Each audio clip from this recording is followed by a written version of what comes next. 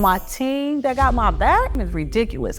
Their bond, it's so good. I made sure that, I was with her every step. I called her every day and checked on her. I just gave her a big hug. Just trying to uplift her as much as I could. She wanted to eat, I cooked for her. I loved her since she was 15. It took all of us as a group to get through it. That's my superwoman. You can see in this room, Tiff, how much people they love you. So you have to keep going. It's 5 years, y'all. 5 years, y'all. At this time, I was finding out a lot about my clients having cancer, but this was the first one who allowed us to walk in her journey. I didn't even know how many African-American women was diagnosed with breast cancer until I started telling my journey. We are the highest that die from it.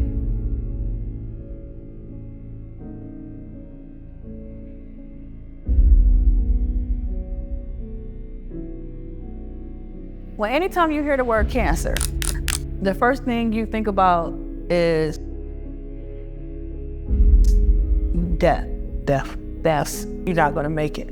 It's scary. You don't know what's gonna happen next. With cancer, it could go in either way. Then you think about chemotherapy. That's the first thing went through my head, like, am I about to die? And then the second was, because I love my hair, my second thing was, oh no, I can't lose my hair, so I can't do chemo, like, we not about to do this right here. She got her that quite a bit. She don't play about her hair. Every week, she was one of those in the book, that's her spot, that's her spot. I don't care if somebody made a mistake, that's her spot. And when she coming. Thursday at 9 o'clock, that's Tiff's spot. That's her appointment. Nobody else goes there. Winkley.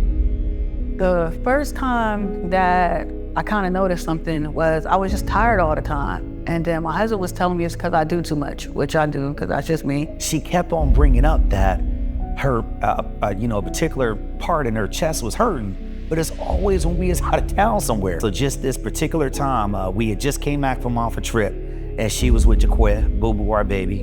I call her, that's my oldest, And she was just moved into her house. So I'm at the house helping her set up the nursery. I can't open up boxes, the simple things I can't do. And I'm like, man, this just don't seem right. Like, I'm just way too weak. And I just happened to be driving home, and I felt pain in my arm. The pain was so much, I had to stop driving. Like, I could not move my arm.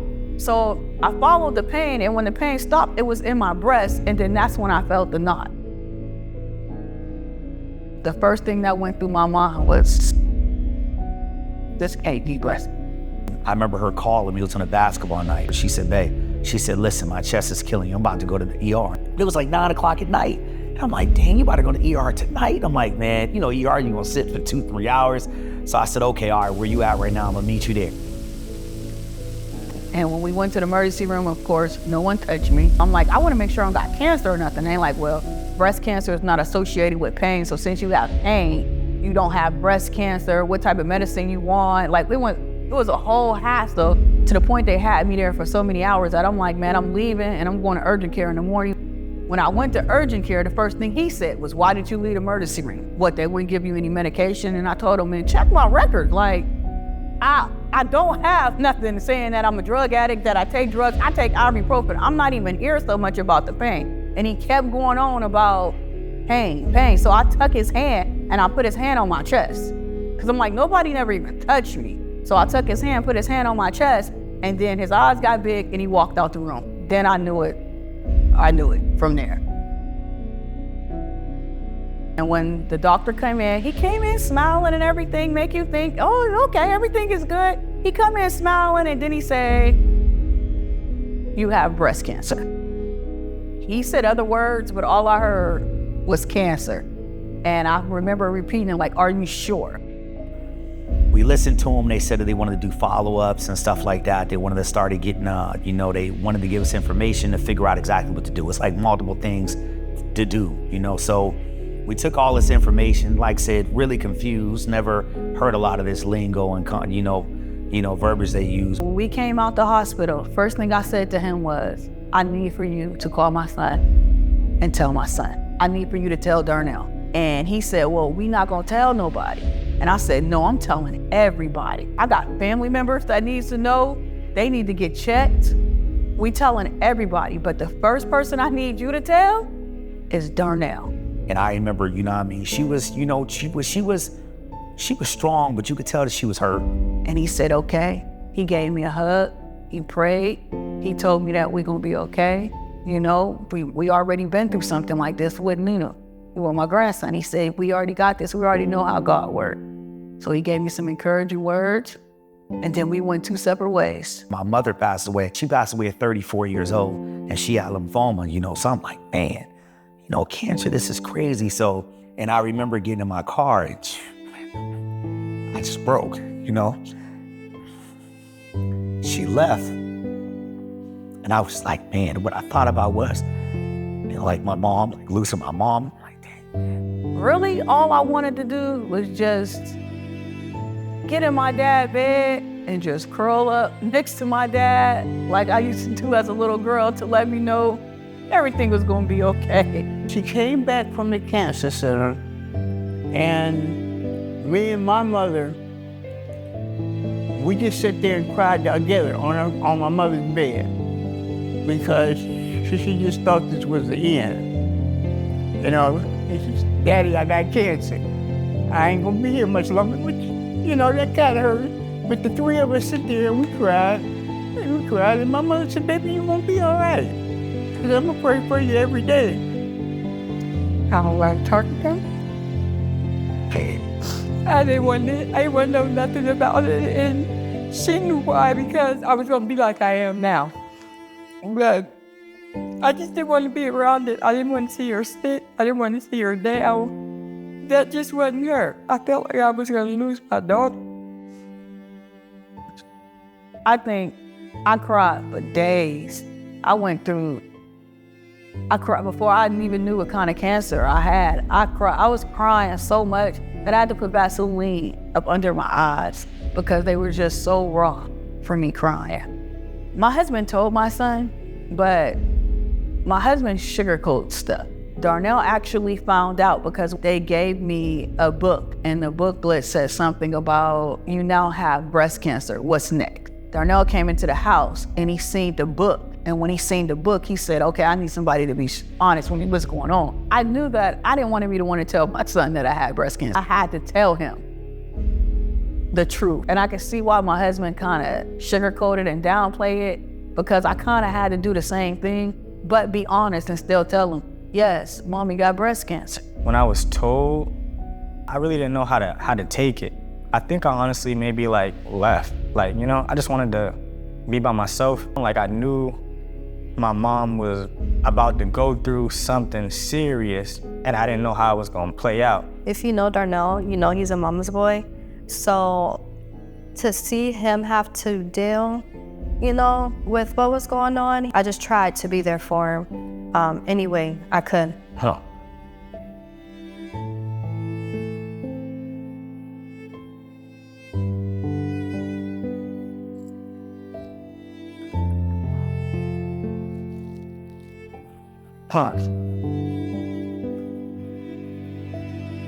Oh man, what question we was on?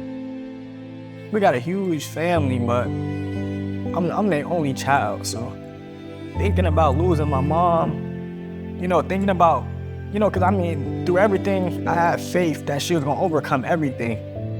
But I also had that doubt, like, dang, what if I lose my mom? How I'm crying now, how I'm going through it now, I made sure I never really did.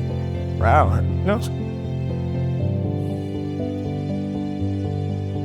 I felt like if I was to break down, she would break down. You know, if I was to get worried and show, then that's how she would be, you know? So it's how I can help, I stay strong, and I, you know, pray on it and keep fighting. That's what I wanted her to do. So, I mean, it was times where I had to take a late night ride, go to the dog, let it all out, call my dad, you know, stuff like that. But I made sure she was around, I stayed strong. But when she wasn't around, I was definitely balling. I was definitely balling, letting it out.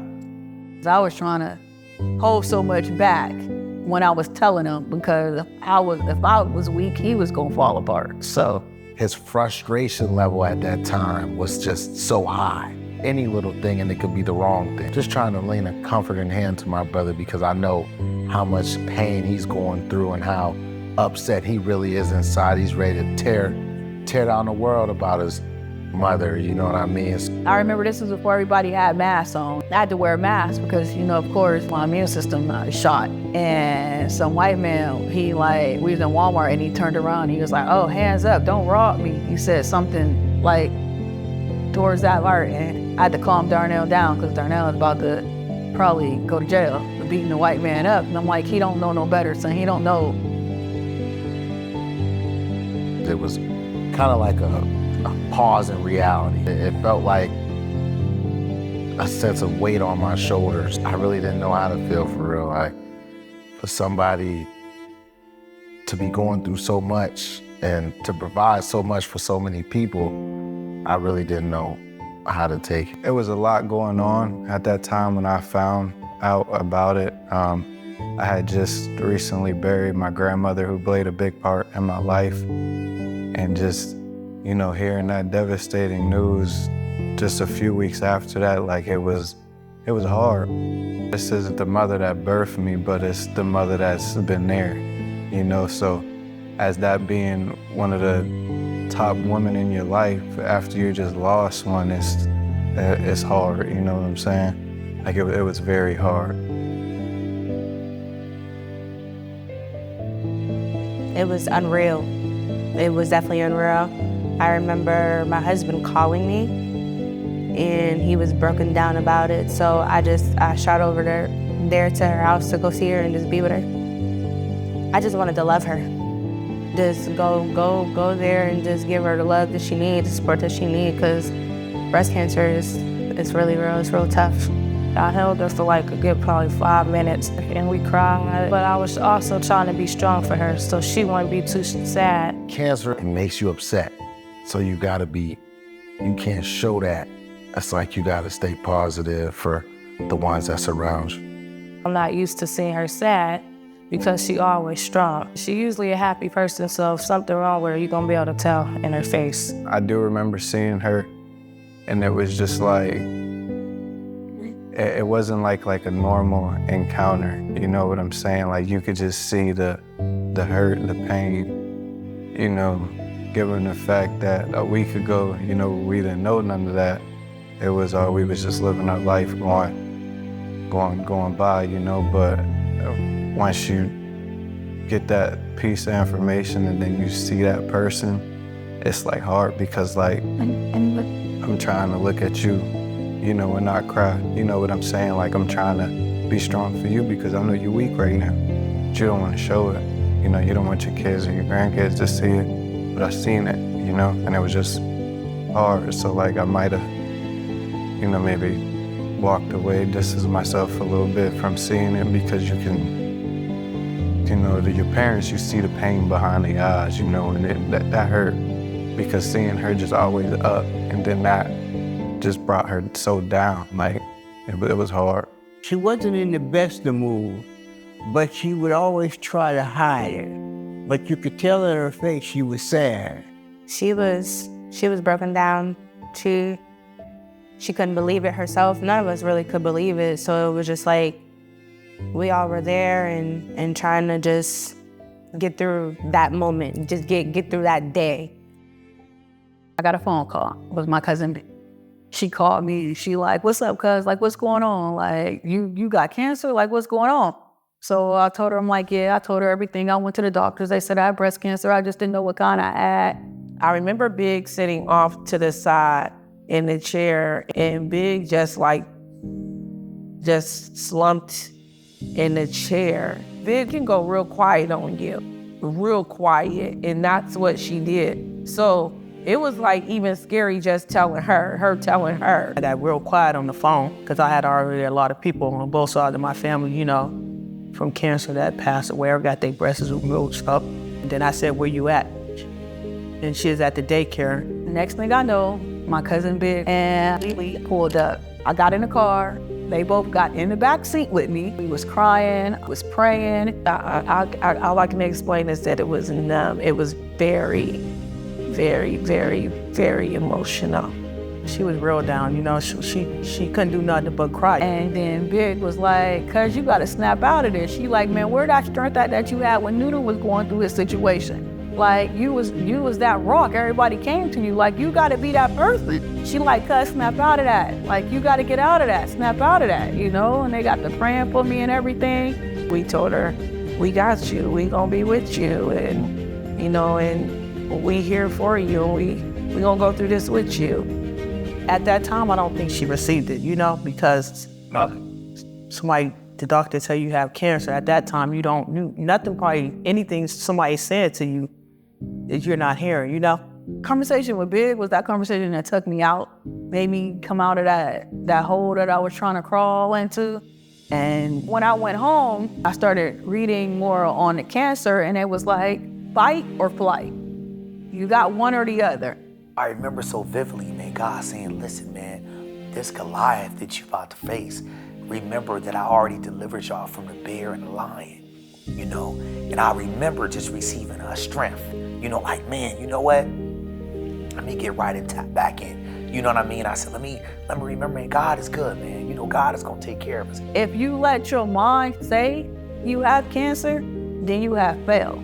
You probably gonna die with this thing. But if you tell your mind that you gonna fight this, that's when people survive it, and that's how people come out of it. Once she make up her mind that she's gonna do something, it's definitely gonna happen. If she puts her mind to something 9 times out of 10, it's gonna happen. Tiffany drive, yeah, her driver off the chain, and she wants something, she going to get it, no matter what the situation is. She says she's gonna do it, she's gonna do it. So she's gonna buy a house and have it built step by step. As far as her opening her daycare, she said she been wanting that daycare since she was growing up. She's doing everything that she said she's gonna do. And I'm like, I gotta say I'm gonna fight this thing. Like, I can't keep being down and I can't keep crying. I gotta move forward. I gotta fight this thing. And that's when I got my cape and was ready to fight it. Tiff said, I got a lot of y'all that love me and we gonna beat this thing. She said she wasn't gonna die, and she knew she was not gonna die. She was gonna do what it took, and she did. She put her mind to it, and Daddy, I'm gonna beat this. One thing she's a fool, and she figured out like those terms that we didn't know that day, like the next day, she like knew what that stuff was. So she's telling me, listen, they said that it's this, and it's only this big, and I can get this done, I can get this done. So she quickly like put the stuff together to figure out, hey, listen, how we gonna get through this thing? The next day, we just went into, you know, we gonna figure this thing out. I can tell it bothered her. She wanted to cry. She wanted to go away. She wanted to be away from everybody, but she still presented herself as strong and like, I'm okay and we gonna get through this, you know? And as far as like for my father, he had a strong mindset. He was strong, he was positive. He like, you know, we gonna pray on it, you know, and God gonna help us through this and we gonna get all the treatment and everything that we need to get and do whatever it is that we need to do. The specialists, the people, get the best people, whatever it is that we need to do, we gonna do it and we gonna attack this thing head on and take care of it. So I feel like they went about it with the right mindset. They didn't let it crush them. They didn't let it overwhelm them. That they said that this is what it is and we gotta get through this. We was all really like reading our word and we got closer to God together. We didn't just, you know, she turned her back on God and she was just like, this is what we gonna do. Jehovah boy, he's a prophet. He called my sister and was like, hey, God is telling me that I got something to tell both of y'all, but I need to tell both of y'all at the same time. He was like, God is telling me that what you going through, y'all gonna go through this together. And he's like, hold on, I'm getting another pic. He's like, I'm getting an image. He said, I got an image, Tip, of you you're sitting down on a chair. He said, both of y'all got hospital gowns on. He said, Marquita, you got a hospital gown on and you're standing behind Tip. Tip, you got a hospital gown and you're sitting down and you got an IV. He said, it's an IV pumped up to you and the IV is red. And that IV says it's the blood of Jesus that's being pumped into you. And he said, he's also telling me that he does send people to you and telling you that he needs you. But you keep sending his angels away. And he needs to get your attention because he really needs you. And he wants you to stop sending his angels away. So my first appointment that actually anybody was going to talk about the breast cancer and explain to me what breast cancer I had and what was my what was my treatment was the breast surgery. When I get there and I see my dad sitting there and my uncle, and now my mom is coming in, and then everybody's coming in and they hugging me and they like, we got this. It was like, wow, I got all this great support. It was like 20 people there. It made me feel loved. Made me feel loved. I was loved. Everybody was in the waiting room. And then when they called my name, everybody went back into the room. The doctor came in the room, looked at all of us, went back out the room. And then she came back in the room and she said, I have something to tell you. She showed us my imaging on a big TV screen, showed us the difference between what was dense breast and what was cancerous, and how I didn't pinpoint it, they would have not have seen it. And then she gave me my options that I had, which was either get a lumpectomy, which is they just cut the tumor out, or a mastectomy, where they take your whole breast. And with the lumpectomy, you have to do chemo. And I'm like, I'm not doing no chemo. So I went to just give me a mastectomy, just take the whole breast. Also at that time, my sister said she had dense breast. So she told my sister that she was gonna call to get her appointment for them to relook at her again. And her sister went in to the same place we went to, and she ended up getting her mammogram done, had found out that she had the same breast cancer in the same place. There's no way we go to the same doctor and they tell you got breast cancer, and then they tell me I got breast cancer. Somebody lying, I don't even got breast cancer. We gonna be okay. You go see another doctor and get this figured out, because they lying to us. They just trying to, I was like, you see, because she was like, here we go. I'm like, you know, they be on these movies and stuff. You watch Lifetime movies. So that's what I tell them. I'm like, since you good, we don't got cancer. Don't neither one of us got cancer. They trying to play us. We got good insurance. They trying to get our money. We don't got breast cancer. Yeah, we did. No, she was sad. She was sad. So while she was telling me, I was already driving to her house. So by the time we got off the phone, I'm like, open the door. So also when she opened the door, I said, tell him, don't call me no more. Tell him don't call me no more. Cause so far, he been right. And now we thinking we gonna go through this journey and you gonna be with me. Not knowing she was actually gonna go through this journey with me, because we did not know she was diagnosed with breast cancer at the time. So I'm like, yeah, I might not accept no more of those phone calls from him. Cancer runs in my family on my mother's side. I walk around thinking everything's okay, but in the back of my mind, I'm just worried about my girls. And I remember Tiff telling Big, Big, you need to go get your mammogram. Me knowing that it running the family, I was scared to get checked. I'm like, I ain't going. And you know, when I start feeling myself like, dang, I ain't had my other than me. I didn't know that we had to do checkups for our breasts, and I didn't know how to do a self-exam myself until she actually showed me how to do it. She would tell me she checks her breasts and things like that in the shower. And although I probably should, I don't do that, and I don't worry about it as much. But to know that she has to do that every time she's in the shower because it's something that she's already went through. Tiffany, she's loving, caring, giving, and always helpful. And if you're around her, she's gonna make sure you're doing what you're supposed to do, because she always wanna see others achieve. I made sure I called every woman that number that I had in my family to get checked. Because I'm like, hey, if I got breast cancer, anybody can get breast cancer. With everything that happened, it's like I always seen strength. I used to always tell her, she's like, y'all making me strong. I'm like, we making you strong. You is making, like, to watch you go through this, the way you go through this, and not just go through that, she still took care of everybody else. So now we're surgery day. Surgery day was on a Tuesday. So we named that Take the Titty Tuesday or something. Take the Titty Tuesday. Take the Titty Tuesday. Take the Titty Tuesday. So she done made it kind of, turn into like a little, little funny kind of joke kind of thing. Because taking the titties, it's on a Tuesday. I want to say it was me, my father, my grandparents, my uncle, a few of her friends. It was a few people. I remember going to the back, and at first they were saying family couldn't come. I'm like, no, they all coming. I'm not trying to hear none of that. They all coming. So Everybody came into the room with me. We were in there just, talking to her, cracking jokes and, trying to keep her laughing, and to kind of keep her mind off of what was going on. And I remember when they gave me my gown and put everything on, I said I had to go to the bathroom. So when I went to the bathroom, I'm like, you know what? I'm not doing this. I locked the door. The lady banging on the door like, Tiffany, come on, Tiffany, come on. She said, you know I can unlock this door. And I'm like, you're going to have to unlock it. Because I'm not coming out. You got to unlock this door. And then my husband, they like, come on, open the door, open the door. I end up opening the door. And I remember when I came out the room, I'm looking at Darnell, and he's like in tears and crying and sad. And I'm like, it's going to be okay, baby. As long as I wake up, it's going to be okay. I just got to wake up, so. But because she had the love and the support and the people there to talk to her and let her know that things was gonna be okay and that she was covered, it was comforting for her. We all prayed together. She had the strength and the courage and the confidence to go through the surgery, knowing that everything was gonna be okay.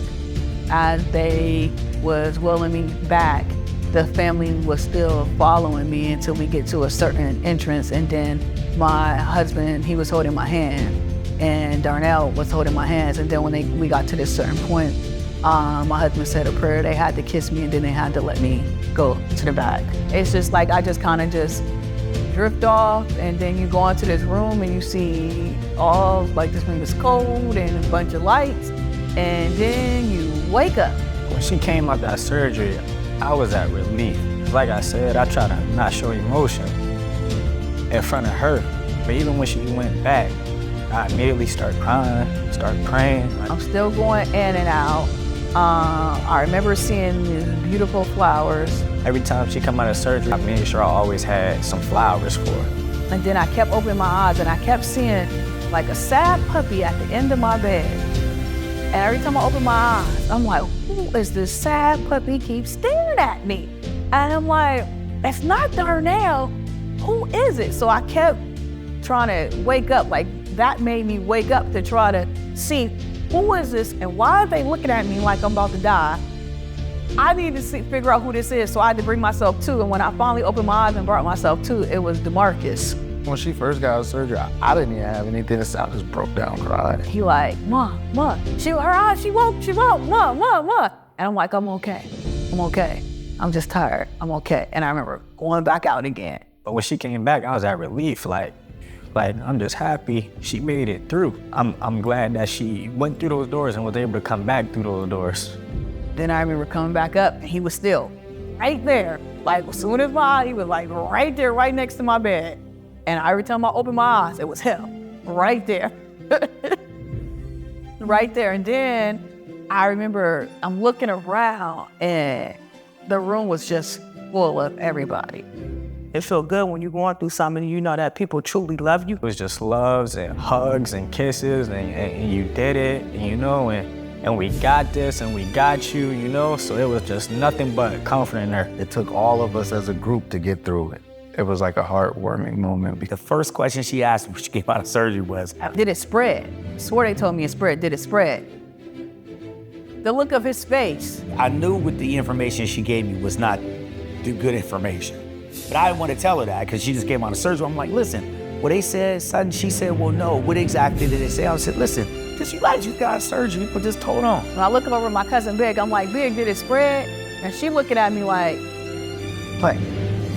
So when I called a nurse in, the nurse like, well, the doctor's not, and she's gonna come and talk to you in the morning. And I'm like, well, what was my results? And she was like, the doctor said that we cannot, no one's allowed to give you the results but her. But I'm like, I need to know because I need to get my mind right. Cause this means I gotta fight this big bad giant that I'm scared of, this big bully. I'm scared of chemo. So when she came in and she was like, Tiffany, it did spread. When we went in and do the surgery, they put a blue dye in your body. When they put the blue dye in your body, the blue dye goes towards whatever is cancerous in your body. So they said it was just a dot, just a dot of blue dye in one of my lymph nodes. After the doctor left, it was confirmed that I had to do chemotherapy. I had to come back for surgery again 2 days after they removed the tumor, because then I had to get a port put in so that I can get chemotherapy through the port. The roughest thing that I kind of seen her like that really caused her pain was putting this port in, because they directed chemo directly to this. So you have to have it in while taking chemo. Chemo is the strongest chemotherapy they have out there. She said it's so strong, you're losing your hair. There's no ifs, ands, buts, thoughts, questions about it. You're losing your hair, Tiffany. So she was like, to prepare you for that, you have to get it cut. Her fear was chemo because she would lose her hair, you know, everything that comes with it. In my mind, me not clicking and getting it, in my mom's mind, we thinking, oh, we gonna save your hair, because I swear I'm superwoman when it comes to hair, and we gonna save this hair, it's gonna last, try to keep the hair as long as we can. She said, I gotta get it cut off, so let's cut it short. So that next Thursday after she told me that was the Thursday that we about to cut my hair. Knowing my mom and how she was about her hair, you know, she had hair appointment every, I believe it was Wednesday, Thursday. It was a hair appointment every Wednesday, Thursday. She didn't miss that. You know, that was one of the things she woke up and looked forward to going, was to the salon to get her hair done. That was an important part of her week. This is where the real emotions started coming out. It was an argument. Tiff like, just cut it, Miss Lynn. The whole time I remember Tiff would always just be sitting there like this. So now this is when it was getting real. My mom got there, she's like, no, I can't do it. And I'm like, it's gonna be okay. It's gonna be okay. And my mom like, I don't know, it's not okay. I can't do this. My mom say, here, you do it. And I was like, oh, Tiff, I can't do this either. So now we arguing over who's gonna cut her hair. My mom like, you do it. And I'm like, no, you do it. No, you do it. It was a back and forth. Now we like arguing who gonna cut her hair. Neither one of us wanted to do it. And Tiff like, when are y'all gonna cut my hair? My mom did tear up. She was like, come on, y'all, I can't do this. Like, you know, I really knew that my mom couldn't do it. So I went ahead and cut the long length off. All I can remember as she was cutting and it was dropping, I'm crying. I just started touching it as it's falling on my shirt. And I'm just in tears as she cut in my hair. It was like I couldn't move. It was like I was just stiff as a board. They like, Tiff, move. I'm like, the emotions of us as her hairdressers and this been our friend and more than just a client, it was really hurtful. I can't, even talking to you right now, it's like, it's hard to get the words out, because in the time, you don't have the words to exactly explain or to comfort someone or to be there. So it's like, it was just so much, and it was like, it was just hard, man. It was very rough. I'm so emotional and I'm so crying. I'm crying so much that I don't even know if I even paid attention or even looked in the mirror at my hair. She kept saying, I'm ugly when she first got her haircut. I don't like this. I want my long, pretty hair back. I'm like, it's okay, sister. You still look beautiful. It's gonna come back. I'm not really hearing none of that, and I really don't care about any of that. I really don't care what I look like. The fact is, my hair was cut, and I was forced to have my hair cut. I could have been got my hair cut years ago. I could have been did a whole bunch of stuff, and now I'm being forced for my hair to be cut. She prides her, you know what I mean? She took very good care of her hair and, you know, watched the thickness of her hair and took different things for it to, you know, get long. And, you know, so, and I think that's really why, you know, she didn't want to do chemo. From that point on, we did her hair together.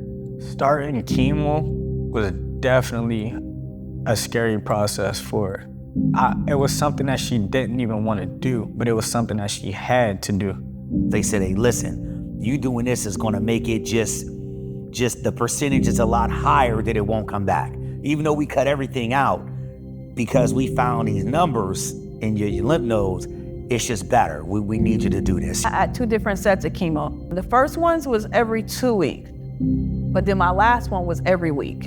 And so it was every Friday was chemo. Every time I went to the doctor, it was 8 hours. My first 2 hours was just precaution medicine, steroids, antibiotics, all of this stuff that's about to prepare your body for this poison that they put in you. So she sits down with me, she's staring at me face to face. They said they gotta hook me up with everything because what's the chemo they about to give me can stop all function. So they have to give it to me very slow, and they have to watch me. So she said, we're monitoring you from a screen. Another nurse is monitoring you, but then I have to sit here and monitor you and stare at you. So I'm gonna have to stare at you for these 3 hours because I have to watch you. It just didn't even sound like something that you even want to be a part of. I was terrified. Her first chemo appointment, I'm like, man, I kept saying, I walked through the valley of death, I feel. As I was walking in these hallways, I kept repeating that over and over and over again. Every hour, every minute, just holding her hand. If she need anything, so just being there for her. But overall, starting chemo was definitely a scary sight for her. I don't want nothing pumped in me that's called the Red Devil. That's the nickname of the chemo. It's called Red Devil. I'm like, well, why do they call it Red Devil? And that's when she explained to me, because what it does to you, and what it does to your body, people say it's evil and they call it the devil, and because it's red, it's the nickname of it, it's called Red Devil. And it's gonna turn all your liquids red. Spit, urine, everything's gonna be red. And I'm like, hold on, wait a minute. Wait a minute. I'm not about to put nothing in me that's called Red Devil. We not about to do this. And my husband like, hold on, wait a minute, that's the real name? Wait a minute, we not about to do this. So they gotta hit your port, and they stick this IV and they pump to hit this thing in your port, and then when they flush it, you taste it in your mouth. It's horrible. You taste it in your mouth. And then she's talking to me, she's saying all of this, and then I happen to look up, see the IV. And I said, say nothing but the blood of Jesus. Y'all call it Red Devil. I was already told it was the blood of Jesus. This goes back into what the prophet said. I said, man, this is the blood of Jesus. You know what? I guess I gotta die. Everything, I gotta die, I gotta be weak, because if the blood of Jesus is gonna be pumped into you, that gotta take something from you for that to be pumped into you. So I'm like, you know what? I said, babe, this is the blood of Jesus.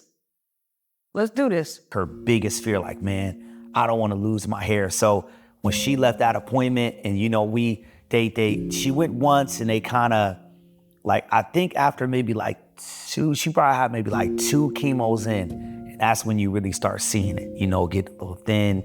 And she got like a little short haircut. It was pretty, it was nice. But her being there, I was looking at a video the other day. I was like, oh yeah, it was nice.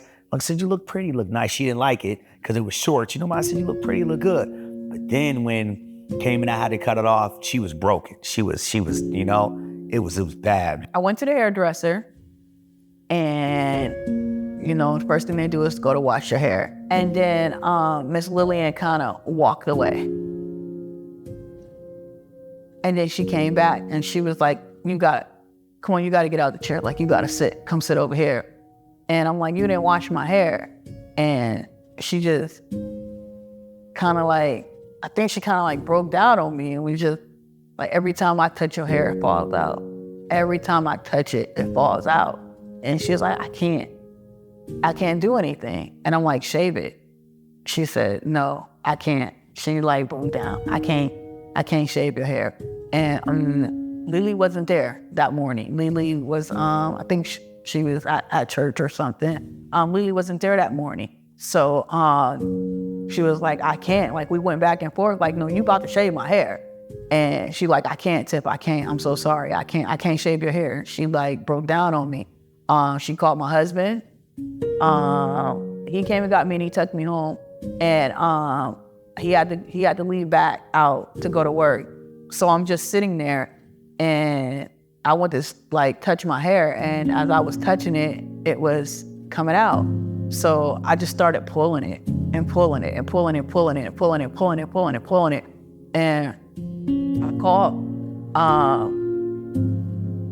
called my husband, and I said, hey, you need to get here now. Oh man, I remember, I think I was still at work, and I think I was on the phone with her, and she told me, she was like, you gotta cut my hair. And I remember like, man, that's hard. I went into the bathroom, and I took a picture and sent it to him. And you could see it's a bald spot in the back of my head. And I sent it to him, and I just kept pulling and pulling and pulling, because when he came in the house, he had to like grab my hand and stop me, because it was like I couldn't stop. I was just pulling it, pulling it, pulling it, pulling it, pulling it, pulling it. And he grabbed my hand, And he set me in the kitchen and he started setting up. And he started shaving my hair, and as he's shaving my hair, I'm just crying. That was probably one of the most difficult things I had to do was cut her hair. That was really hard for me. You know, I tried to keep my composure as long as possible, you know, while I was doing it. You know, she was crying. I was trying to make sure I was good, you know, kissing her, hugging her, make sure, you know, throughout the process. As he doing it, I remember Darnell come running in the house, because he must have told Darnell that's why he was leaving. Darnell come running in the house, seeing that my hair is shaved. He slammed the door and he just runs back out. Josh went running after him. It was real rough. I had to really stay strong. You know, like, I'm like, man, I can't cry. I gotta stay strong right now, you know what I mean? So that was very, very difficult. You know, it was real rough, man. Yeah, my dad, I can honestly say through the whole thing, I never seen him cry. I never seen him, like, you know, he was the foundation for for us.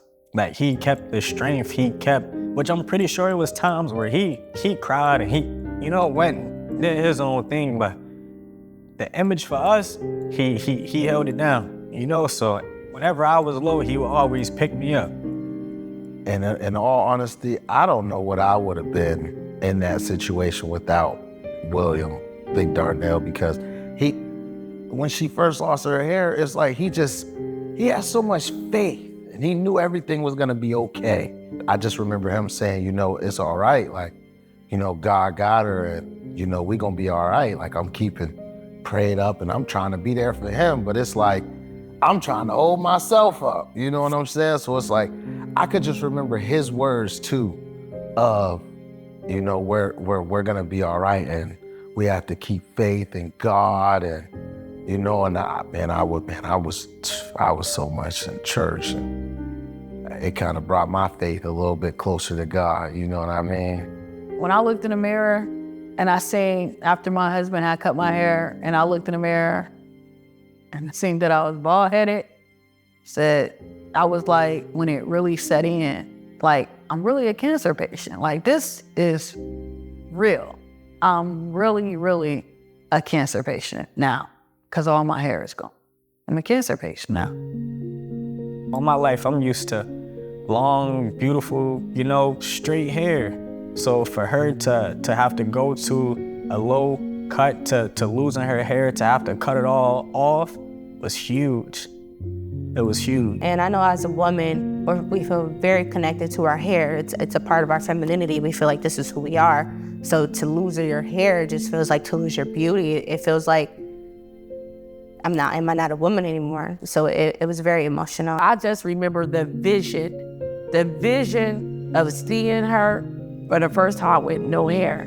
Like, I mean, I've seen her with us cutting it shorter, but this time is gone. She came in with her husband. I was just like, she came in and she said, if anybody was gonna do it, you know, I had my husband do it. He did it, but I need y'all to go in and, you know, and I'm like, and she like, oh, y'all gotta fix it. I'm like, fix what? That's when I took a picture and I sent the picture out. That's how everybody seen my little bald head. To see somebody go from long, beautiful hair and there's nothing there, that probably was the lowest moment. That's when my crybaby came out. Like, dang, this is real. My girl got cancer. You know, this.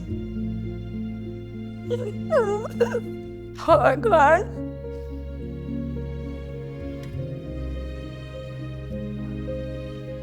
Through all the days of me saying, oh, we got this and we can do this and we can get through this test.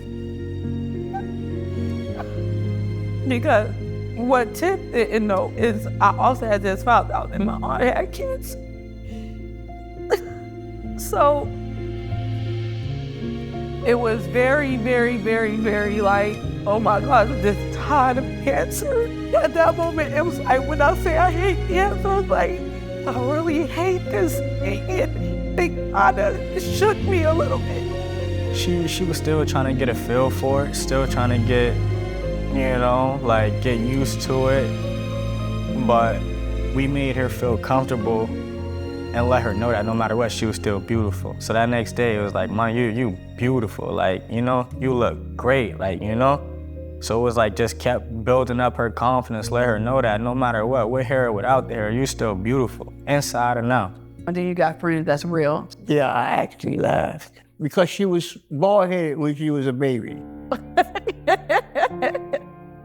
And it just brought me back to 40-something years ago. I always told her she always had a little peanut head. She got a little dang on head anyways. You know, I told her she was pretty, you know, still beautiful. Don't worry about it. It's gonna come back. Your hair's gonna grow back. He just kept saying, baby, you look so beautiful. Like, you so beautiful. Your little peanut head. Like, your little peanut head, you look so beautiful. Then he like, well, I'm about to cut all my hair off. We was awesome. We was gonna cut her hair. Our sister Ashley, she cut her hair short with Tip too. I told her I was gonna cut my hair. And I'm like, no, don't cut all your hair off. Cause see, I can wear wigs. You can't wear wigs. So don't do that. Cause if yours don't grow back, I don't know what to tell you. At first, I'm like, nah, I'm cutting my hair, you know. So I'm like, don't do that. So, you know, so he cut his hair low, but I kept telling him, don't cut your hair off.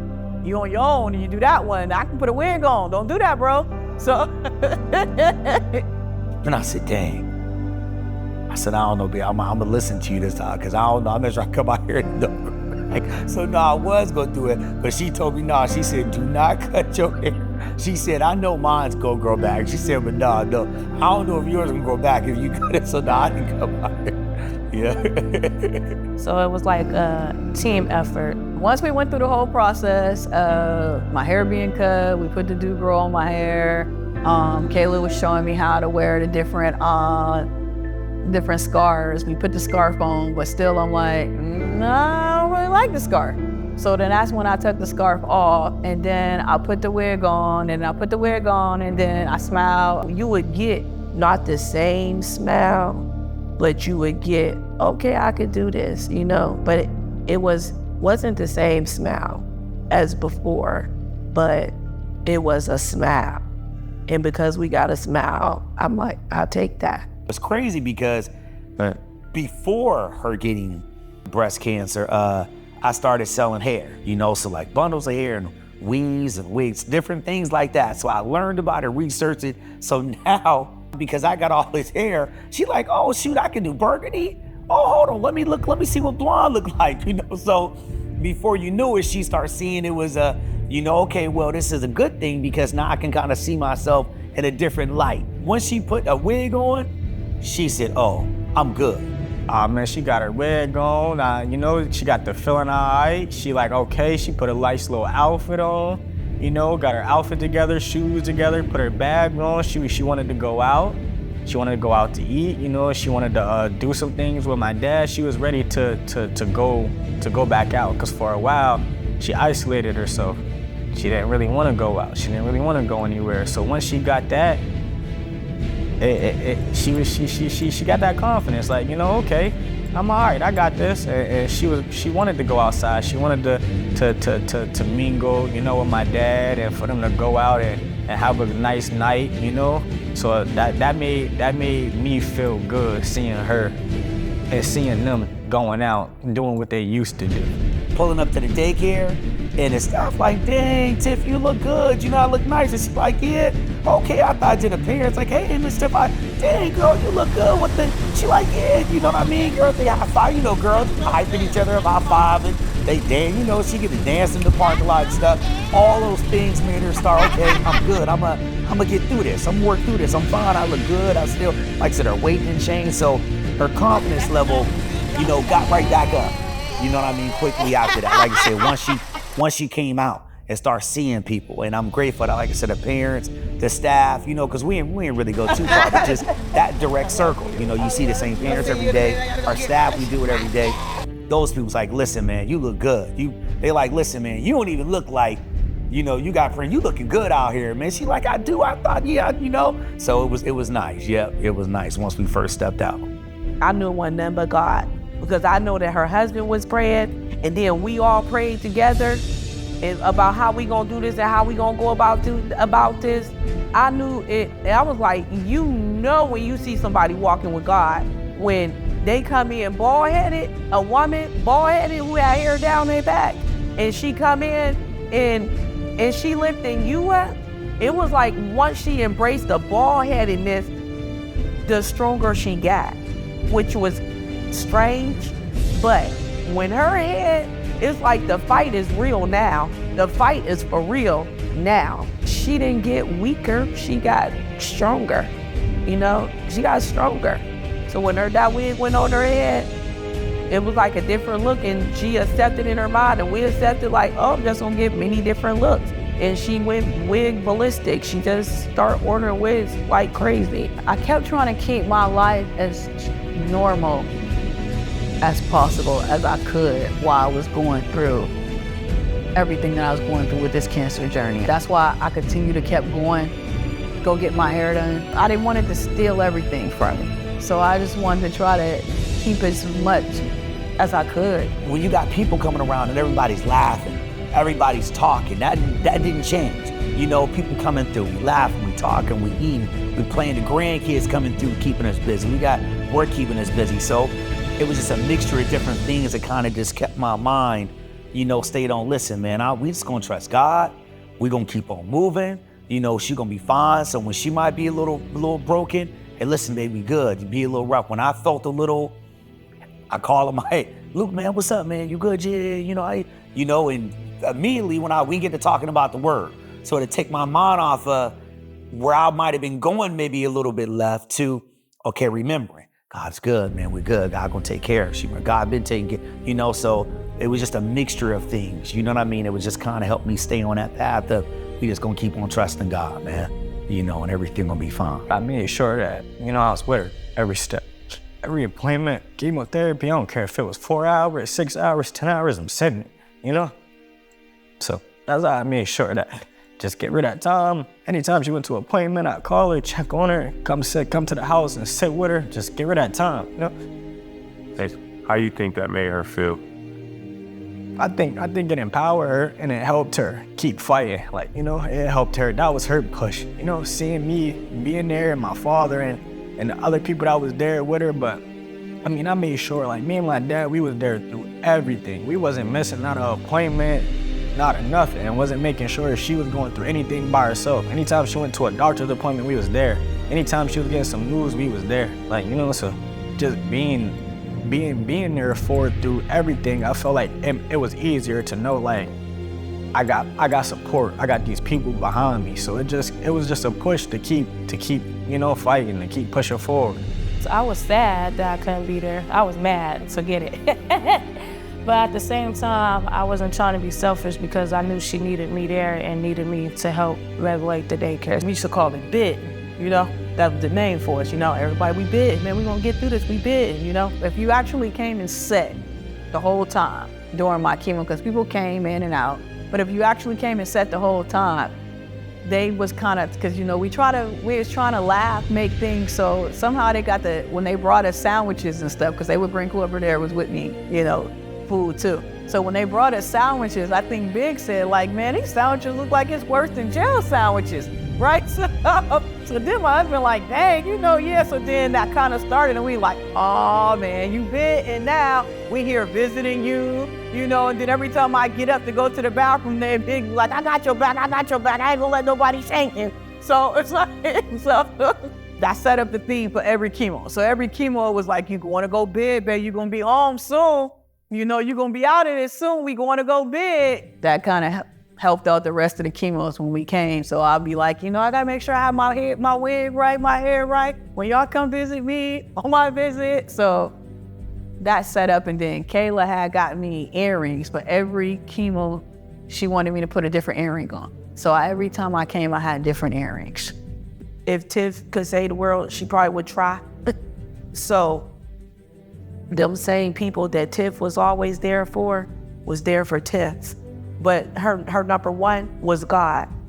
She depended on God like no other. Her husband and her and God together, and her son and watching that, and Boo Boo and her mom and all of them, and her family, and then us, because we was family too.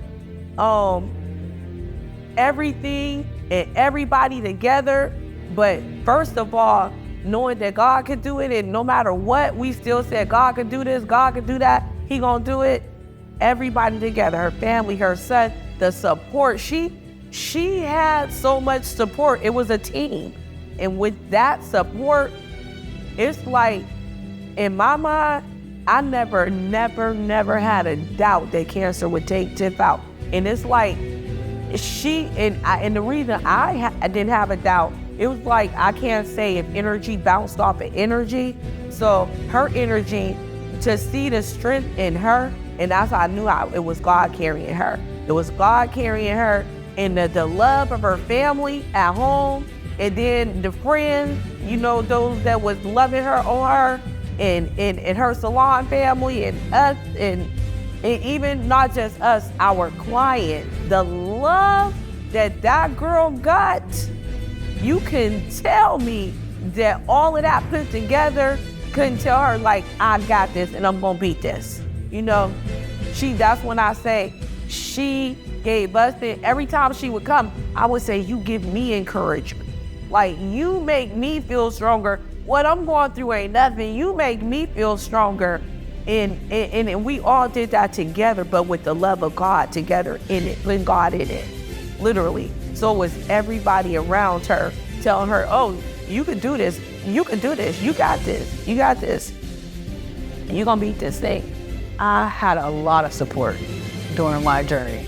I had a lot of support. Every time we left chemo, I took her to get food. You know, she was ready to eat and she was good. You know, she would lay down, you know, make sure the house was quiet. You know, I made sure, like I said, she had her medicine. She was fine. You know, we lay in the bed, looking at TV. And, you know, after about maybe day or so, she'd be good. She'd be back up, you know, moving around. Even though I was at home, still was working. You would think she didn't have chemo. I made Thanksgiving dinner. I took the center from a star 3 to a star 4. I opened up the home health care, did the policies and stuff. Tiff takes care of the family. She takes care of me, her mother, her sisters, her brothers, her grandmother, and her son. And I think it helps a lot that her son had twins, one boy and one girl. And she had something that I know I gotta look forward to because I gotta help my son with these twins. Just her humbleness and her meekness and how she fought and still did for others. Even when she would tell us, oh, I couldn't get out the bed today, y'all.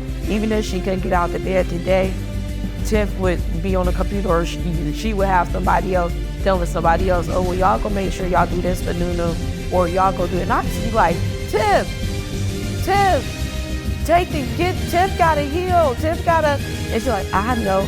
And if you ask me, her healing came through healing others. I didn't really want my mom doing that, given the fact of what she was going through, but you can't tell her that.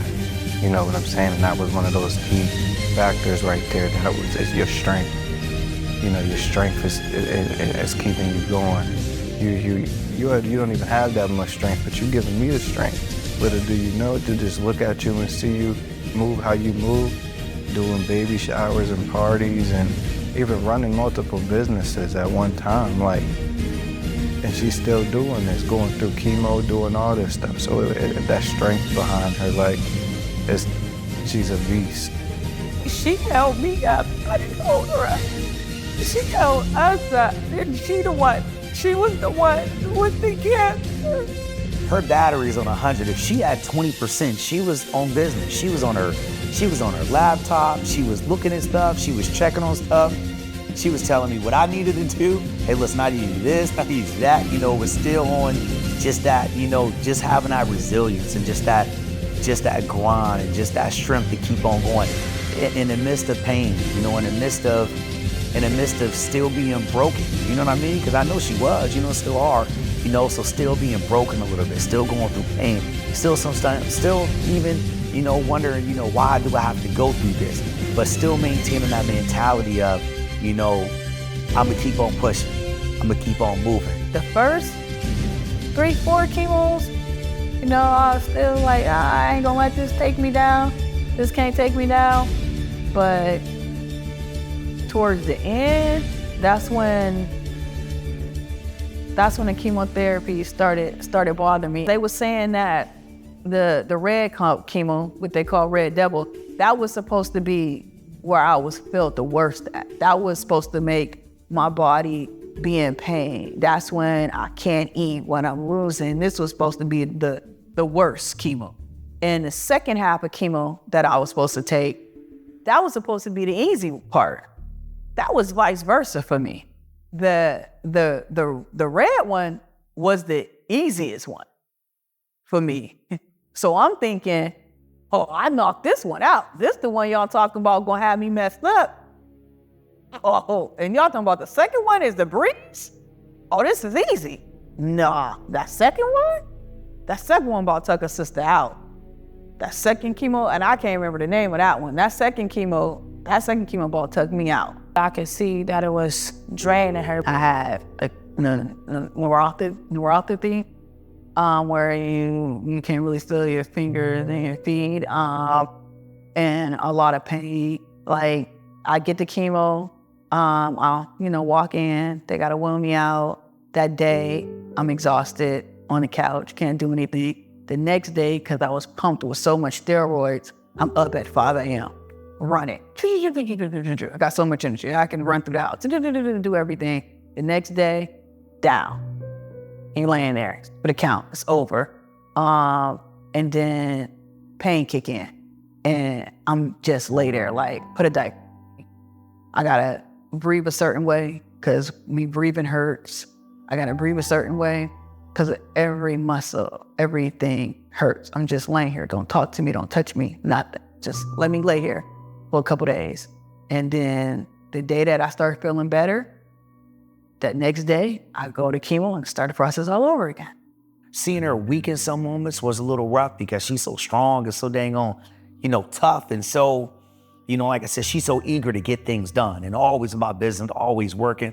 So I was a little rough seeing her sometimes where she had to just rest, for some times, she might, sit up in a bed, or, she had to, take some naps and sleep. So that was a little rough, because I never seen her like that. Always seen her on the go and moving and getting things done, So that was a little rough. But I was telling myself, man, listen, it's gonna pass, man. We're gonna get through this. This is not, this is not forever. The chemo was getting so bad, it was affecting my eyes. So I couldn't see fine print. Like, I couldn't text. I couldn't see text messages sometimes. I had certain days I could see and certain days I couldn't see.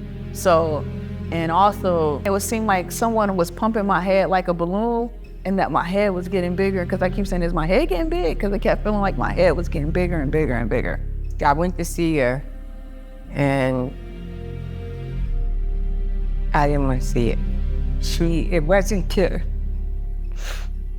She was becoming very depressed, very sad, and I just knew that I had to be there with her to keep her uplifted so she wouldn't feel those bad feelings, you know what I mean? So it was very rough for her. It was hard for her to get through it sometimes. She felt like she felt like she couldn't some days. It would be times where I might get a little rough, because your mind gets to running real quickly, man, So I get to thinking about her, and it's, another chemo coming up and another surgery, and you know what I mean? And she's my wife, and she's a woman, so she wasn't always, she's very strong, but sometimes, she might cry, or shed a tear, and I don't want to go through this, sometimes, why am I going through this, So I had to make, just being in that word and communicating with, like I said, Pastor Luke, we just got to keep on trusting God. We got to keep on moving.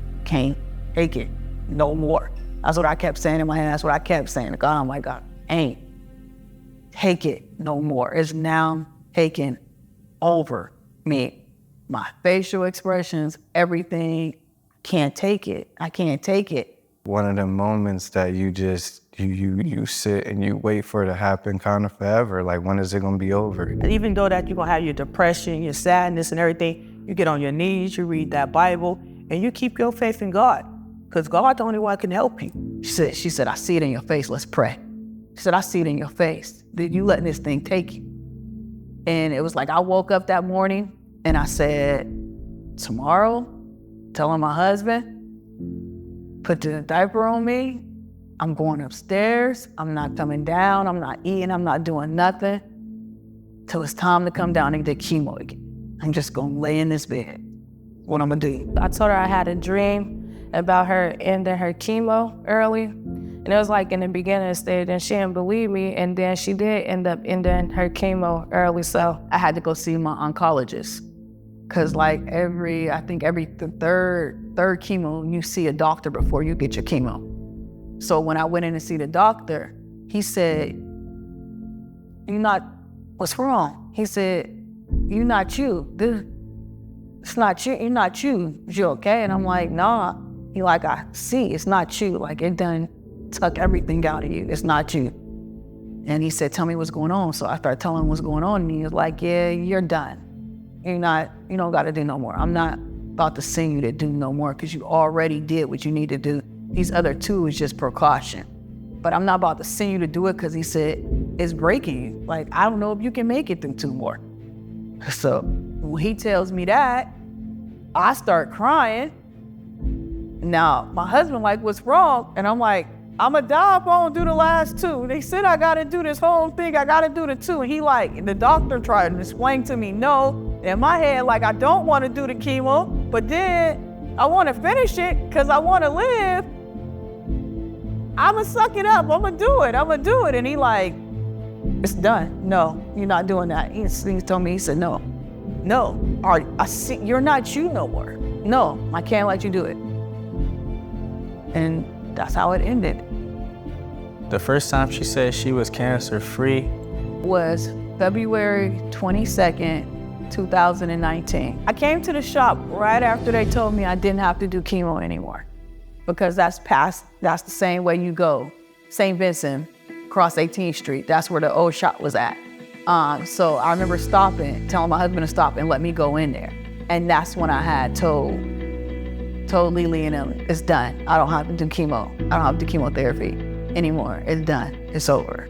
I beat it. I'm cancer-free. She started screaming and started praising, and I knew it, wanting to do all this and all that. I was just like, oh my God, like, what? So I want to take her and I'm like, but she just like flimsy, her body is flimsy.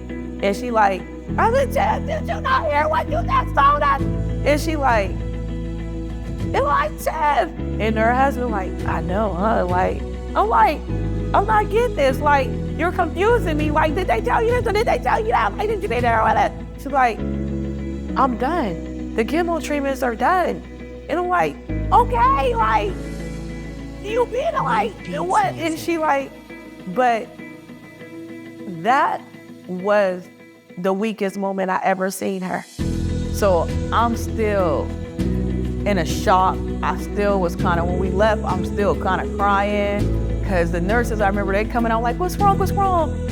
Did they give you another cancer diagnosis? And my husband like, no, they told her she don't have to do it. They're like, well, baby, why you crying? I'm like, I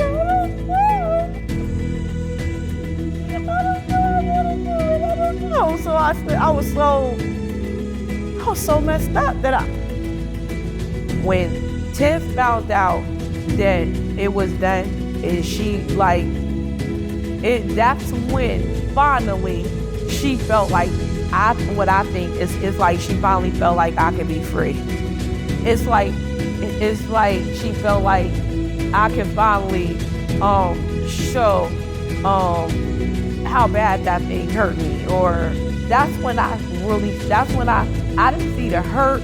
I didn't see the true emotion of Tiffany battling cancer until she beat cancer.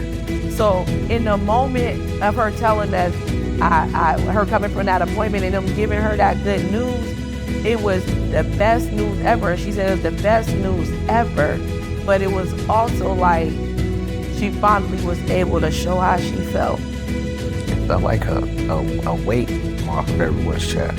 What? Like we beat this? We did this? We overcame this? Like, so it was just great. And then it was just like, I feel like going through this process made us closer with God. It built our relationship with God. To see a miracle, like that was a miracle to us. Cause I honestly, at one point in time, I didn't know if she was gonna really overcome this thing. Like, So when I heard that, it was just like I just felt like it was like weight lifted off my back. Like wow, like, you know, like I said, like a miracle. Like he got us. Like he got us. It was this amazing feeling, and to finally get through this, you know, crazy time. I can't even tell you how long it was. Like I don't know if it was a year. I don't know how long it was, because my goal was just to get through it. You know what I mean? So once I finally heard that, it was, we good now. You know, we can breathe a little bit easier now, you know? So it was just being grateful, man. But yeah, it was great. I was messed up for like 2 days. I didn't know what to do. I remember saying to my husband, what do I do now? We slept on the couch for a long time, you know what I mean? Just not dealing with like walking up the stairs and going upstairs was more convenient. So, you know, I think at this time too, being able to go upstairs and get in bed, you know, I'd be sleeping in the bed. It just felt good, man. It did. It felt great, you know, and just also it felt even better for me to see her, you know, to see her even more happier, of course, than I was, because she's really, you know what I mean, she's really going through it, you know what I mean? So it felt great. It felt awesome, you know what I mean? To tell the kids, you know, everybody was happy. It was great. There wasn't really any peace until we really found out that everything was okay. And my sense of joy, once her hair started coming back, I was happy. You know what I mean? I'm like, oh, that's my mama back. You know what I mean? Like, ooh, it was a long one. So, and it's like, at this point, that's over. You know, we happy. I don't know if we ever gonna be done celebrating. When I first found out Tiffany was cancer-free, it was joy, pure happiness.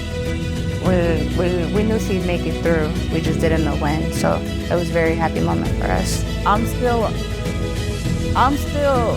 in a shock because I wasn't prepared for it. So, you know, because I had this big old thing, like my last day, I was going to order this food for all the nurses, and I was gonna give out gift cards to everybody. So I had this big old thing planned for what was gonna be my last chemo. And I wasn't able to do any of that because my last chemo came when I wasn't expecting it. Her story wasn't just that I beat this, it was how she beat it. She was more or less like, I beat cancer. I can do anything. Yes. And I said, okay, we're gonna hold on to that one. And to this day, I beat cancer, I can do anything.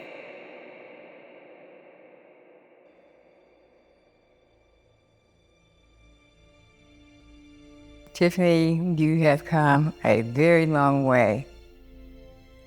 I'm proud of you. So I bet you just keep doing what you're doing, going to your appointments, whatever it is they tell you to do, you do that. Mommy love you. Hey Tiff, it's me, Lily.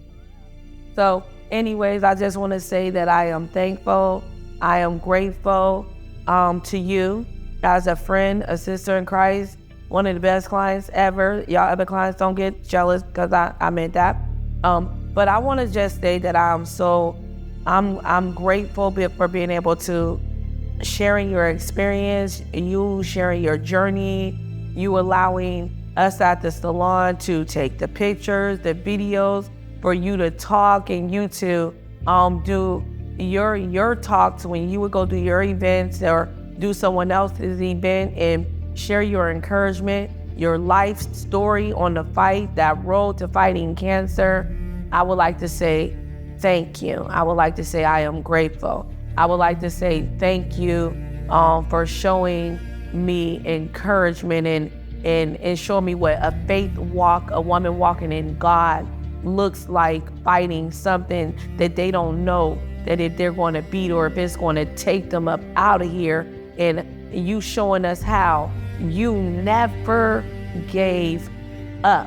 I want to thank you for that because you taught me how to walk this road when others that come as you did and say, Lily, I got cancer and they're my client and I have to learn how to deal with them.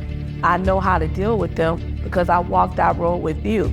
And for that, I am very grateful. I'm very grateful for allowing you to name for allowing me to take them days in October with breast cancer awareness and be able to take the Titty Tuesday and the Cuts for a Cause, and with you and my grandmother both sharing in that. I just want to say I'm thankful to you. Continue to be that woman that you are, that woman in God, that go-getter, that woman that love people, that woman that just thinks she could save the world and be all over the place doing this for that person and that person. You might want to take a vacation and continue to, have fun. But I just want to say thank you for being my superhero, my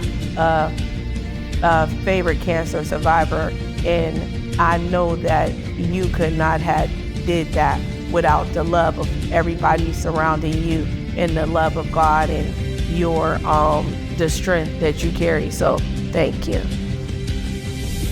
Hey Tiff. I'm very glad that you made it this far. I'm glad that you made it through this cancer and you're doing amazing with your healing journey. I'm glad to have been a part of it with you. Sorry, I'm emotional.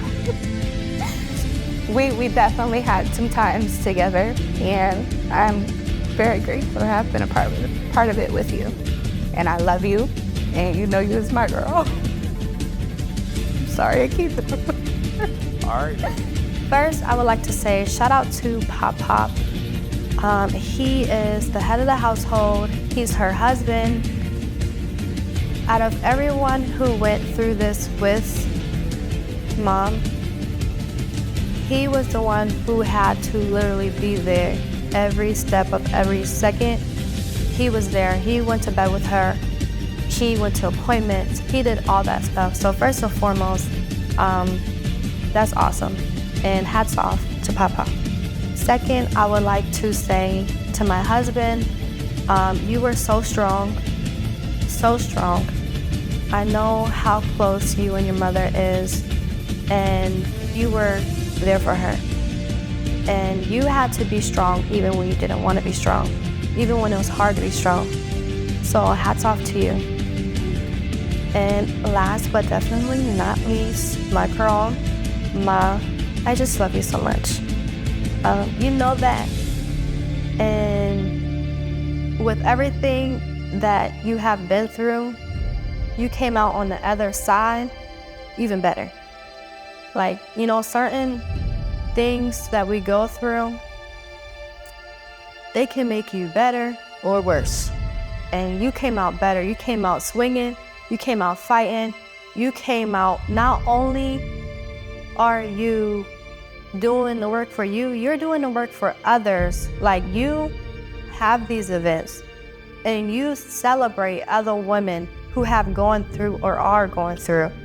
You really are inspiration to a lot of other people who have gone through this or who have family members going through it. You have done this, the whole process, you have done it so gracefully. And hats off to you.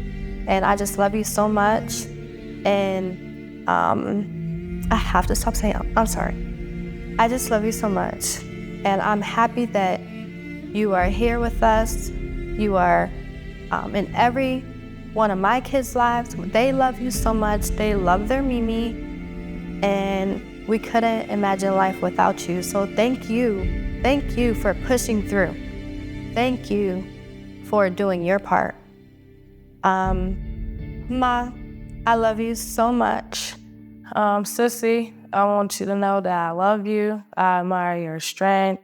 And this journey with you on your cancer has been a walk, but with God, we've been pushing through, and we're gonna continue to push through. And I just want you to know that I love you, and I'm always here for you, and I admire you, and you're beautiful. And I just ask God to keep giving you strength to keep on pushing through and keep being the beautiful person that you are. I love you.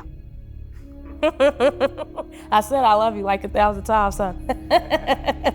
Tiff, I love you. We did our bid together. I'm Team Tiffany. We go way back, cuz from little kids. Like, I love you, man. You my big sister, you my big cousin, like, you my everything. Like, I'm proud of you. Like, with God, we fought through that big, cuz that we fought through that cancer, man. I love you. I'm about to cry, so I gotta quit talking, but I love you, cuz. I really do love you. All right. Mom, I just want to tell you I love you. You know, I love you a lot. I love you dearly, and I'm happy we made it through this. You're a strong woman. I thank you for everything you've done for me through your journey, and just seeing how strong you were, just walking and just moving. You know, from me, from the family, we thank you, we appreciate you, and nothing you ever do is ever gonna go unnoticed. Thank you again, Mom. We're happy to have you here. I love you. Tiff, what can I say? We've been through hell, and we've came back, still standing and fighting on our feet. With God willing, we'll see many more years. I'm glad everything's all right, and I pray for all of us and hope everything's gonna be okay, and we're gonna have a good party. We're gonna celebrate and get all this stuff behind me, man. It's all behind me, and I love you. My bad. What's up, man? I just want to let you know, man, that I love you, man. I'm grateful to have you, man. I appreciate you. This whole process, man, you've been nothing but an inspiration to me, man, in many different ways, man. Showing your understanding, showing your patience, showing your strength, showing your courage. You've been nothing but an inspiration to me, man. And I love you, and I appreciate you. Seeing you go through this just made me. That's why I call you Superwoman. You're my Superwoman, man. You're like a superhero to me. Seeing you go through this and fight this and beat this, and not only in the process of going through this, still keeping the business up and going and doing everything that you need to do to make sure that my family and me is okay. Like, I appreciate you, man. Like, you're a true definition of strength. Like, through this whole process, from the beginning to the end, you never showed me that you were worried or that you were sad. Like, you were always strong, and even with times that you knew I was weak, you stayed strong. You uplifted me.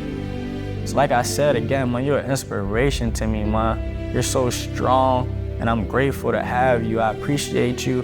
I'm so blessed to be your son, and I thank you. And just like I said, through this whole process, it strengthened our faith. It brought us closer to God. It brought us closer as a family.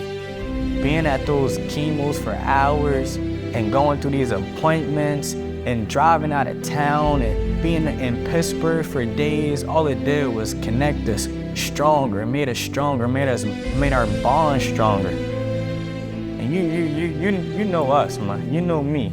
My right hand, my rock. Like I said, you're my Superwoman. And I love you, man. I appreciate you. And through this whole process, I've been with you every step of the way. Like I said, you know, I got you. Our relationship is unconditional, it's unbreakable, one of a kind. I love you. Not only you're my mother, but you're also like my best friend.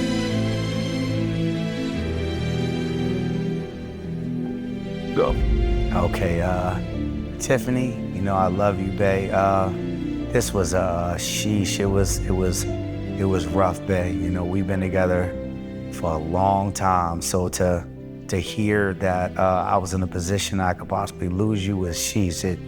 It broke me very quickly, but I'm grateful to God.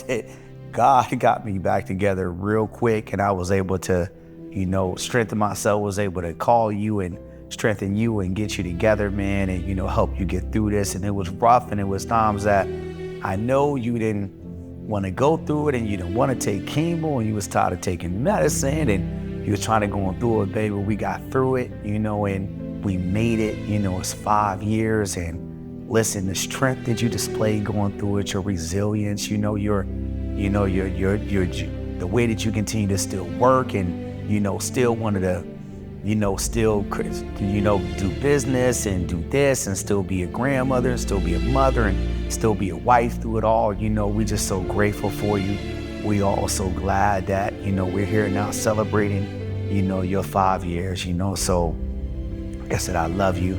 I thank you so much. I probably don't tell you this as often, but like I said, I'm so grateful to have you, and this situation even made me feel even more grateful, just being in a position that I can possibly lose you. So just to have you with me, to wake up with you every day is just a blessing, and I'm just so grateful.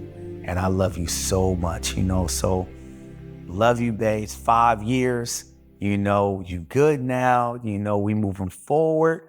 It's a great journey God has had us go through, and we're gonna be good, man. So we're gonna enjoy ourselves, we're gonna party, we're gonna have fun, and we just continue just to thank God, man. So I love you so much, and I'm so grateful for you, and I'm glad that God has got us through this thing. All right. Now, this one is for everyone, thanking everyone for their support, through it all, through the whole journey. Okay. And for everybody that, was there for her, thank you so much. We needed you. You just don't realize how important that was for her to hear your voice on the phone, or for you to stop by and laugh with her, it was so important for when you seen her, tell her that she, was so beautiful still, and she still looked good, and, everything was gonna be okay, so for all of y'all, man, especially, like I said, Ashley, Boo Boo, y'all running the daycare where we couldn't be there, Big and Kayla and, Lily, man, it was, thank you. It was so awesome for y'all to be there, for her and be there for me. As well, checking on me and make sure I was good and making sure that she was fine. So, like I said, I'm grateful all you guys, man, who stepped up, was there for us, for our kids. We love you. Like I said, Boo Boo and TD, man, Josh, all y'all, man, helping out with the business, running the daycare, doing whatever we needed you to do.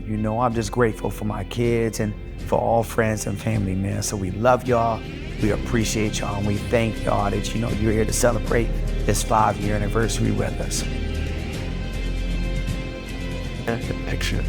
To my wonderful husband, the man, the myth, the king, the legend, you already know how I go about you. I just want to thank you so much. I've told you many a times, I even tell you now, and I tell you, thank you, I love you, I'm sorry. Even though you tell me there's no reason for me to be sorry, I still feel I'm sorry. We didn't sign up for this, but we did take those vows, and I say you did those vows like you supposed to. You was my king, you was my rock through all of this. I don't know if you had times where you was breaking, where you was about to break down. You never, ever let me see you break down or nothing. And I just want to tell you, thank you, and I love you so much. My son, Darnell, mommy love you. I know this was hard for you. I know just going through everything, but I just want to thank you. You was there, you and your dad, you was there at every chemo. You made sure you was there at chemo. You made sure you was there at every surgery. I just want to thank you for everything that you have done. You made sure that every time I came home from the hospital, I kept saying, I know you ain't do this by yourself. But you made sure you had the house all filled up with roses and everything. And I just want to thank you. Thank you for that. I want to thank your wife for allowing you to be able to be the son that you are. I thank her for that. I thank her for everything that she has done in this process. I want to thank Josh and his wife during my chemos, how y'all would come over and Josh, you'd be like, nah, Mom, you about to get up out this house. I want to thank you. I want to thank you and your wife for coming to get me and getting me up and taking me out the house. I want to thank DeMarcus for being there, how you being there, making sure you was my strength, my rock, my little sad little puppy dog. That's what I call you. I want to thank you for that. My baby, Boo Boo, listen, she held down the fort. You made sure the daycare running like it's running today. I know I stressed you out. I know the daycare stressed you out. But I wouldn't have been able to do none of this, what I did, going through my chemo, doing everything without you being there, holding it down for me. So I knew the daycare was good. Even though I know it was times that you wanted to be with me, you was helping me while you was there at that daycare, holding it down for us. And I just want to thank you so much for that. My cousin, she already know. My cousin's sister, like, big, she already know, like, that's my baby. Like, she is already there. I thank you from the first time when I called you and you asked me where I was at, and then you popped up on me, and you the one who put that in my, and said, Tiff, why were you down here crying all of this? We need you to come on, man, get that strength back. And I thank you for that. Miss Lillian, Lily, I mean, like, y'all was there every Thursday. I was at the salon. So that meant y'all was actually there through every step of my journey. There Thursday, Friday chemo, back again. So y'all was there every step. I thank y'all so much. Y'all don't know what y'all meant to me. Divine creation is shop. Like, y'all was there for me. Y'all birthed life back into women, and y'all make us beautiful at the same time. So I just want to thank you for that. My parents, I thank y'all for giving birth to me, for helping me be the person who I am. Y'all raised me, so that make me be the strong woman that I am right now, today. And I thank everybody else, anybody that I may miss that was there through my journey, who helped me. I just want to thank you. Kayla, every time I called, you ran. Like, I called you, you stopped what you doing, and you was coming. I thank you so much. I thank you so much for that. Just thank everybody. Hey, it's 5 years. We made it.